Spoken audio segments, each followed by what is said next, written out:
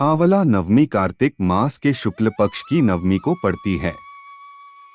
आंवला नवमी के दिन कुछ लोग व्रत रहते हैं तो कुछ लोग आंवले की पूजा करते हैं। इस दिन विष्णु जी या कृष्ण जी की पूजा अर्चना की जाती है। स्कंद पुराण के अनुसार आंवला नवमी से लेकर के कार्तिक पूर्णिमा तक श्री हरि विष्णु अपनी पत्नी के साथ आंवले की पत्तियों पर निवास करते हैं। इस तिथि को अक्षय तिथि या कुष्मांडा तिथि के नाम से भी जाना जाता है।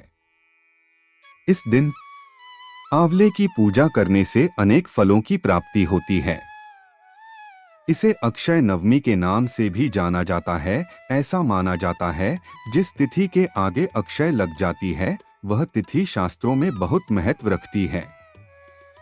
अक्षय तिथि के दिन किया गया काम व्यर्थ नहीं जाता है। आज के इस वीडियो में हम जानेंगे आंवला नवमी की कुछ महत्वपूर्ण बातों के बारे में और आंवला नवमी की पूजा विधि के बारे में।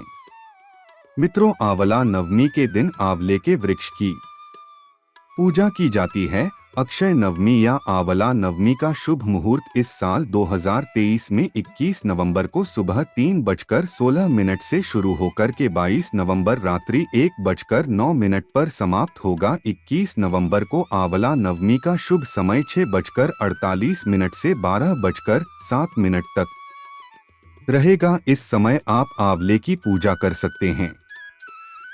मित्र, क्या आप जानते हैं कि इसकी पूजा विधि क्या है? आंवला नवमी के दिन सुबह प्रातः काल जल्दी उठकर के आपको नित्य कर्म करके स्नान करने के लिए बाल्टी में पानी भर लेना है और उसमें आंवला डाल लेना है। यदि आंवला नहीं है तो आंवले का रस डाल लीजिए और गंगाजल मिलाकर के उससे स्नान कर लीजिए और वस्त्र धारण कर लीजिए। इसके बाद आपको तुलसी का पूजन करना है। इसके बाद घर के मंदिर में आप विधि पूर्वक पूजा अर्चना करिए। आप आंवले के वृक्ष के पास जाकर के उसकी पूजा को शुरू करिए। सबसे पहले थोड़ा सा दूध लेकर के उसमें हल्दी मिलाकर के आंवले के वृक्ष को सींचा जाता है। इसके बाद आप आंवले के वृक्ष में जल को अर्पित करिए। अब आंवले की वृक्ष को भोग लगाइए। आप आंवले का भोग भी लगा सकते हैं या जो भी प्रसाद स्वरूप आप लाए हैं वह आप श्री हरि विष्णु या उनके स्वरूप श्री कृष्ण जी को चढ़ा सकते हैं। इसके बाद आप आंवले के वृक्ष के चारों तरफ परिक्रमा करें। परिक्रमा को कलावे से कर सकते हैं। आप 5, 7, 11, 21 से 108 परिक्रमा अपनी श्रद्धा के अनुसार कर सकते हैं, क्योंकि इस दिन परिक्रमा का बहुत ज्यादा महत्व होता है। आंवले के वृक्ष में भगवान विष्णु का वास होता है। आंवले को प्रसाद के रूप में ग्रहण कर सकते हैं। भगवान विष्णु को आंवला मुख्य रूप में भी चढ़ा सकते हैं और उसी आंवले को अगर आप प्रसाद के रूप में ग्रहण करते हैं तो श्री हरि विष्णु की कृपा आप पर जरूर होगी। ऐसा माना जाता है कि आज आंवला नवमी के दिन आंवले के वृक्ष से अमृत की बूंद टपकती है। इसलिए आज के दिन आंवले के वृक्ष के नीचे बैठकर के खाना खाने का भी विधान है।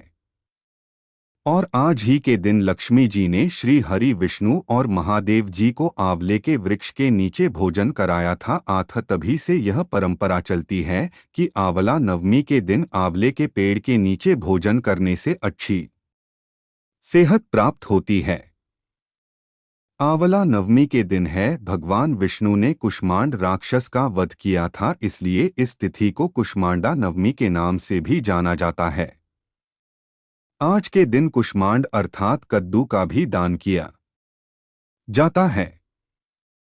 आज के दिन आंवला को प्रसाद के रूप में ग्रहण करने से हमारी सेहत तंदुरुस्त बनी रहती है और सभी रोग दूर हो जाते हैं।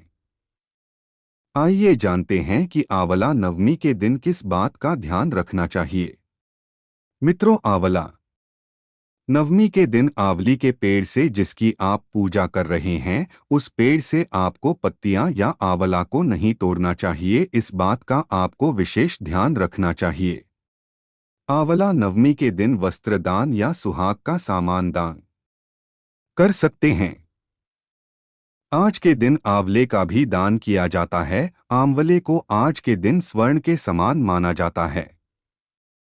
आंवला नवमी के दिन आंवले का दीपदान भी किया जाता है। कार्तिक के महीने की रातें काफी अंधेरी होती है।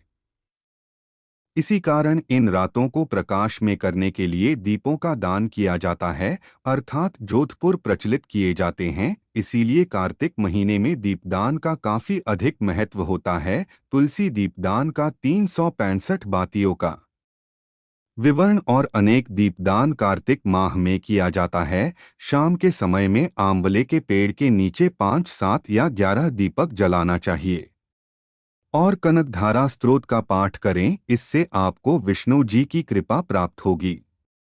इन सब बातों का ध्यान रख कर के आंवले के पेड़ की पूजा की जाती है। उम्मीद है आपको अवल वृक्ष से जुड़ी आंवला नवमी की पूजा विधि की जानकारी पसंद आई होगी। हमारे चैनल धर्म ज्ञान की बात को लाइक, सब्सक्राइब और कमेंट करना ना भूले।